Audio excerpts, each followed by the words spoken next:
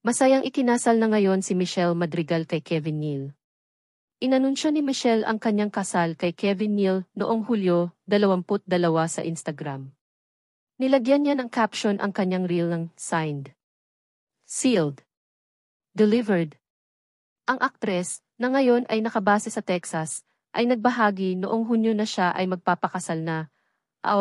Ikakasal ako sa lalaking ipinadala sa akin ng Diyos sa panahon ng aking paghihintay. Tingnan ang mga larawan ng maselang kasal ni na Michelle at Kevin dito. Michelle Madrigal. Si Michelle Madrigal ay kasal na ngayon kay Kevin Neal. Hunyo 2024. Noong Hunyo 2024, inanunsyo ni Michelle na siya ay magpapakasal na sa kanyang bagong partner, Kevin Neal.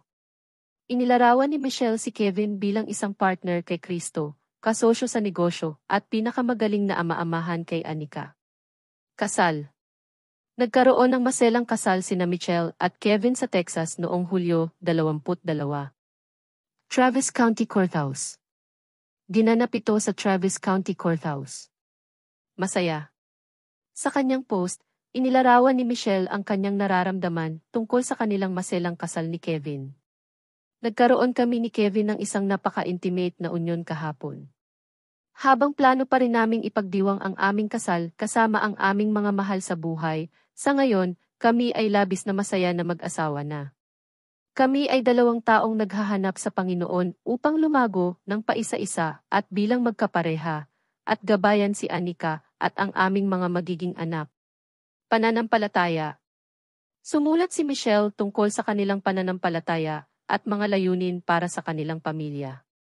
Kami ay 2 taong naghahanap sa Panginoon upang lumago ng paisa-isa at bilang magkapareha, at gabayan si Anika at ang aming mga magiging anak. Relasyong sentro kay Kristo.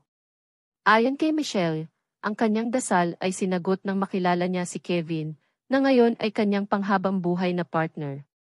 Nanalangin ako para sa isang panghabang buhay na partner na nagbibigay pugay sa Diyos higit sa lahat. Ang isang relasyong sentro kay Kristo ay isang tunay na biyaya mula sa itaas. Ang iyong banayad na puso, kalmadong pagkatao, at karunungan ay nagpapadali upang sundin ang iyong pamumuno. Nagpapasalamat.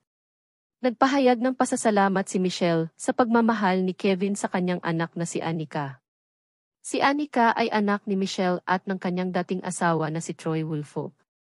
Salamat sa palaging pagbibigay prioridad sa aking mga pangangailangan at pagturing kay Anika bilang sariling anak.